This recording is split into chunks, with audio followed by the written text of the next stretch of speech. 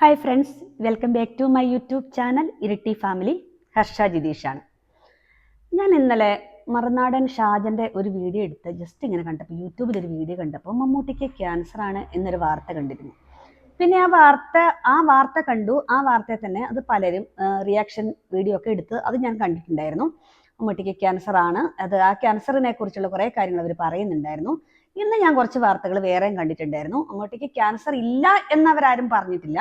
പക്ഷെ ദുൽഖറിന്റെ കുറച്ച് ഒരു വീഡിയോ കണ്ടിട്ടുണ്ടായിരുന്നു. പിന്നെ മോഹൻലാൽ അതിനെക്കുറിച്ച് പറയുന്ന കുറച്ച് വീഡിയോ കണ്ടിട്ടുണ്ടായിരുന്നു. പക്ഷെ അവരാരും മമ്മൂട്ടിക്ക് ക്യാൻസർ ഇല്ല എന്ന് പറഞ്ഞിട്ടില്ല.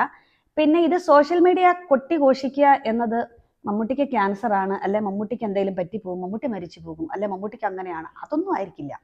കാരണം നമ്മുടെ എല്ലാ ജനഹൃദയങ്ങളിൽ എല്ലാവർക്കും ഏറ്റവും ഇഷ്ടപ്പെടുന്ന ഒരു വ്യക്തി, ജനങ്ങളുടെ മനസ്സിൽ, അതായത് മലയാളികളുടെ മനസ്സിൽ സൂപ്പർ സ്റ്റാർ ആരാണെന്ന് ചോദിച്ചാൽ ശരിക്കും അത് മമ്മൂട്ടി തന്നെയാണ്. അപ്പോൾ ഒത്തിരി നല്ല മനുഷ്യനാണ്. പിന്നെ ഒരു അഭിനയത്തിന്റെ നിറവി മാത്രമല്ല, എല്ലാ രീതിയിലും മമ്മൂട്ടി നല്ലൊരു രീതിയിലുള്ളൊരു വ്യക്തിയാണ് എന്നാണ് നമ്മൾ സമൂഹത്തിൽ നമ്മളെല്ലാവരും ചിന്തിക്കുന്ന കുറച്ച് കാര്യങ്ങൾ. പിന്നെ അത് തന്നെയല്ല, മമ്മൂട്ടി ഫുഡ് ആയിക്കോട്ടെ, കാര്യങ്ങളായിക്കോട്ടെ, എപ്പോഴും ഫുഡ് കൺട്രോളാണ്. ഞാൻ ഇതിന് ഒത്തിരി വർഷങ്ങൾക്ക് മുമ്പ് ഞാനൊരു വീഡിയോ കണ്ടിട്ടുണ്ടായിരുന്നു, മമ്മൂട്ടിയായിട്ടുള്ള ഇന്റർവ്യൂ കണ്ടിട്ടുണ്ടായിരുന്നു. അപ്പോൾ അതിൽ മമ്മൂട്ടി പറയുന്നുണ്ട്, കാരണം ഞാൻ ഡയറ്റൊക്കെ ഞാൻ കറക്റ്റായിട്ട് ഞാൻ ചെയ്യും, കാരണം ശരീരം ഒരു പ്രശ്നം വരുന്ന രീതിയിലുള്ള ഫുഡുകളൊന്നും കഴിക്കാറില്ല. കാരണം അന്ന് പുള്ളി പറയുന്നുണ്ടായിരുന്നു, പിന്നെ എന്താ പറയുക, പഴങ്ങൾ, ഫ്രൂട്ട്സ് മാത്രം ഒക്കെ കഴിച്ച്, പിന്നെ അത് ആഴ്ചക്ക് ഇത്ര ദിവസം, ഒരു ദിവസം ഇന്ന ഫുഡ്, ഒരു ദിവസം ഇന്ന ഫുഡ്, ഏതൊരു ഡയറ്റിന്റെ കാര്യങ്ങളൊക്കെ ആയിരുന്നു പുള്ളി പറഞ്ഞിട്ടുണ്ടായിരുന്നു. അപ്പോൾ ഫ്രൂട്ട്സ് ഒക്കെ കഴിച്ച് അങ്ങനെയുള്ള രീതി പുള്ളി എപ്പോഴും നമ്മുടെ പുള്ളിക്കൊരു 73 വയസ്സുള്ള ഒരു വ്യക്തി എന്നുള്ള രീതിയിലല്ലല്ലോ പുള്ളി. ശരിക്കും ഇന്ന് ജനഹൃദയങ്ങളിൽ പുള്ളി ഒരു 25-കാരന്റെ ലുക്കോട് കൂടിയാണ് പുള്ളി ഇരിക്കുന്നത്. മമ്മൂട്ടി ഇരിക്കുന്നത് 25-കാരന്റെ അല്ലെ ഒരു 28-കാരന്റെ ഒരു ലുക്കിൽ തന്നെയാണ് ഇരിക്കുന്നത്. പക്ഷെ പുള്ളിക്ക് ശരിക്കും ഒരു 73 വയസ്സ് ആ ഒരു പ്രായമായി എന്നുള്ള ഒരു സംഭവം തന്നെ ആയിട്ടുണ്ടായിരുന്നു. പക്ഷെ നമ്മൾ ഈ ക്യാൻസർ പുള്ളിക്ക് ഉണ്ടോ ഇല്ലയോ എന്നുള്ളത് കൺഫേം ആണോ അതവിടെ നിൽക്കട്ടെ.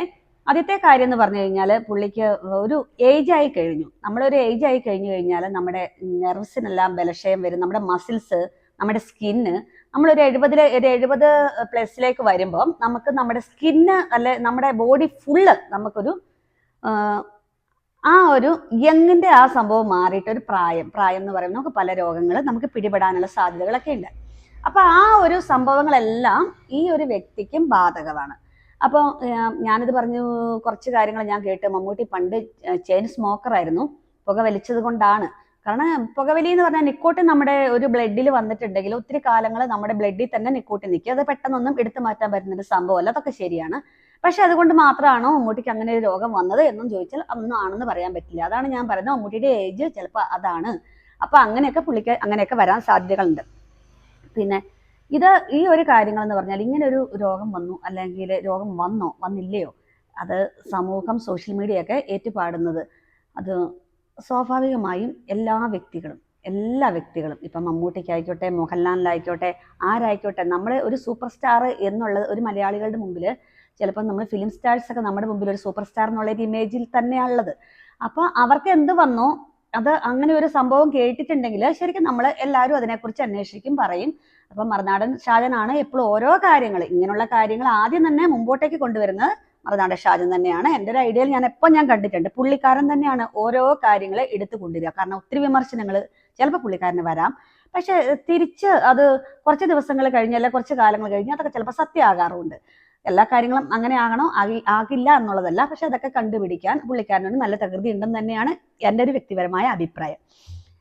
അപ്പം മമ്മൂട്ടിയുടെ കാര്യം ഒന്നും കൂടെ ഞാൻ എടുത്തു പറയട്ടെ. മമ്മൂട്ടി ഇപ്പം ചെന്നൈ അപ്പോളോ ഹോസ്പിറ്റലിലാണ്. മമ്മൂട്ടിക്ക് കൊളൻ ക്യാൻസറിന്റെ സ്റ്റാർട്ടിംഗ് ആണ്. അപ്പം സ്റ്റാർട്ടിംഗ് എന്ന് പറഞ്ഞു കഴിഞ്ഞാൽ പുള്ളിക്ക് വോമിറ്റിംഗ് ഉണ്ടായിരുന്നു, പിന്നെ ചെറിയൊരു വയറിന് അസ്വസ്ഥതകളൊക്കെ ഉണ്ടായിരുന്നു. അങ്ങനെയൊക്കെയാണ് പുള്ളിക്കാരനെ ഹോസ്പിറ്റലിൽ പ്രവേശിപ്പിച്ചതെന്നാണ് പറഞ്ഞത്. പക്ഷേ ഈ കൊളൻ ക്യാൻസർ എന്ന് പറയുന്ന ഒരു സംഭവം നമ്മൾ ഒത്തിരി വർഷങ്ങളായിട്ട് നമ്മുടെ ഉള്ളിൽ ഫോം ചെയ്ത് വന്നിട്ടാണ് നമ്മൾ ശരിക്കും അതൊരു ക്യാൻസറായി ശരിക്കും മാറി അങ്ങനെ വരുന്നത്. അപ്പം അതിനൊന്നും പ്രത്യേകിച്ച് വലിയ കാര്യങ്ങളൊന്നും വേണമെന്നൊന്നും ഇല്ല. ശരിക്കും നമ്മൾ കൊളൻ ക്യാൻസർ എന്ന് പറയുമ്പോൾ നമ്മൾ എന്നാ പറയുന്ന മീറ്റ്, അതായത് റെഡ് മീറ്റ് മാത്രം കഴിച്ചു എന്നതുകൊണ്ടൊന്നുമല്ല. നമ്മൾ ശരിക്കും ഏത് മീറ്റ് ആയിക്കോട്ടെ, റെഡ് മീറ്റ് ആയിക്കോട്ടെ, അല്ലാതെ ആയിക്കോട്ടെ, പക്ഷെ അതൊക്കെ കുറെ കാലം അങ്ങനെയൊക്കെ കഴിച്ചുകൊണ്ടൊക്കെ ചിലപ്പോൾ അതൊക്കെ സാധ്യതകളുണ്ട്. പിന്നെ അതൊക്കെ അങ്ങനെ വരാറുണ്ട്. പക്ഷെ കൊളൻ ക്യാൻസർ നമ്മൾ ശരിക്കും ഒരു ഫൈനൽ സ്റ്റേജൊക്കെ എത്തുമ്പോൾ നമുക്ക് നല്ലൊരു ഒട്ടും നമുക്കത് എന്നാ പറയുക പ്രതീക്ഷിക്കാൻ പറ്റാത്ത ഒരു കാര്യങ്ങളൊക്കെയാണ് അതിനകത്ത് വരുന്നത്. കാരണം നമുക്കത് പിന്നെ വയറ്റിൽ നിന്ന് നമുക്ക് മലം പോകില്ല, അങ്ങനെയൊക്കെയുള്ള കുറേ ബുദ്ധിമുട്ടുകളുണ്ട്. അപ്പോൾ സർജറിയൊക്കെ നമ്മൾ വേണ്ട എന്ന് വിചാരിച്ചാൽ വരെ നമുക്ക് സർജറി ചെയ്യാതിരിക്കാനൊന്നും പറ്റില്ല.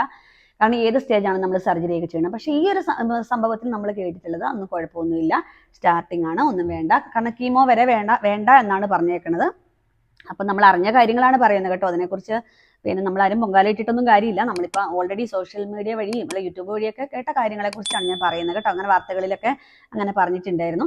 അപ്പോൾ അതിനെക്കുറിച്ചാണ് പറയുന്നത്. അതൊക്കെ ഇങ്ങനെ ഒരു പിന്നെ അല്ലാതെ മൊത്തം ഒരു ഇൻഫർമേഷൻ ഇവിടെ തരാൻ വേണ്ടിയിട്ടാണ് ഞാൻ പറയുന്നത്. കാരണം ഇതൊന്നും നമ്മൾ ആദ്യം പേടിക്കേണ്ട കാര്യമില്ല. കാരണം ഏത് കൊളൻ ക്യാൻസർ ആണെങ്കിൽ വരെ ശരിക്കും നമുക്ക് സ്റ്റാർട്ടിങ് ആണെങ്കിൽ ഒരു പ്രശ്നങ്ങളില്ല.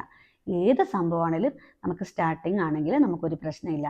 അതായത് നമ്മൾ ചിന്തിക്കേണ്ട കാര്യങ്ങൾ, നമ്മുടെ വയറിന് അസ്വസ്ഥതകൾ വന്നോ, നമുക്ക് ഇടയ്ക്കിടയ്ക്ക് വൊമിറ്റിംഗ് ഉണ്ടോ. കാരണം ആ വൊമിറ്റിങ്ങിന് ഒരു കാരണം കണ്ടെത്തണം. ആ വൊമിറ്റിംഗ് നമ്മൾ തീരുമാനിക്കരുത്. നമുക്കൊരു വൊമിറ്റിംഗ് വന്നു, അല്ലെങ്കിൽ നമുക്ക് വയറിൻ്റെ പ്രോബ്ലം ആണെങ്കിൽ നമ്മളതെനിക്ക് ഗ്യാസിൻ്റെ വിഷയമാണ് എന്ന് പറഞ്ഞ് നമ്മൾ ഇരുന്നാൽ ശരിയാക്കി. ചിലപ്പോൾ ഗ്യാസിൻ്റെ വിഷയമാണ്, നമുക്ക് ശരിക്കും നമ്മളൊരു പാൻറ്റോപ്പൊക്കെ കഴിച്ചു അല്ലെങ്കിൽ ഗ്യാസിൻ്റെ അത്യാവശ്യം ഒരു ട്രീറ്റ്മെൻ്റ് ഒക്കെ എടുത്താൽ അത് മാറാം. പക്ഷെ അത് മാറാതിരുന്നാൽ അത് തിരിച്ചു വരുന്നുണ്ട്, ആ സിംറ്റം പിന്നെ തിരിച്ചു വരുന്നുണ്ടെങ്കിൽ നമ്മളതൊക്കെ ശ്രദ്ധിക്കേണ്ടതായ കുറച്ച് കാര്യങ്ങളാണ് കേട്ടോ. അപ്പം ഇതൊക്കെ എന്ന് പറഞ്ഞു കഴിഞ്ഞാൽ ഇത് സാധാരണക്കാർ, ഞാനിത് പറഞ്ഞതിൻ്റെ കേസ് കേട്ടാണെന്ന് ചോദിച്ചു കഴിഞ്ഞാൽ എല്ലാവരും എഡ്യൂക്കേറ്റഡ് ആണ്. ഈ കേരളത്തിലുള്ള എല്ലാ ജനങ്ങളും എഡ്യൂക്കേറ്റഡ് ആണ്. ചില കാര്യങ്ങളിൽ അവരവരുടെ എഡ്യൂക്കേഷൻ, അവർ പഠിക്കുന്ന കാര്യങ്ങൾ, അല്ലെങ്കിൽ എൻ്റെ മക്കൾക്ക് ആ എഡ്യൂക്കേഷൻ കൊണ്ടൊരു ജോലി, അല്ലെ എനിക്കൊരു ജോലി, അല്ലെ അത് മുമ്പോട്ട് എങ്ങനെ പോകുന്നു, അതൊക്കെ ചിന്തിക്കുക. കാരണം നമ്മളെങ്ങനെയാണ് ജീവിക്കേണ്ടത്, നമ്മുടെ രീതിയിൽ ഒരു ജീവിതശൈലി രോഗം തന്നെയാണ് ഈ ക്യാൻസർ എന്ന് പറയുന്നത്. ഒരു ജീവിതശൈലി രോഗം തന്നെയാണ്, ഒരു പരിധി വരെ ജീവിതശൈലി രോഗം തന്നെയാണ്.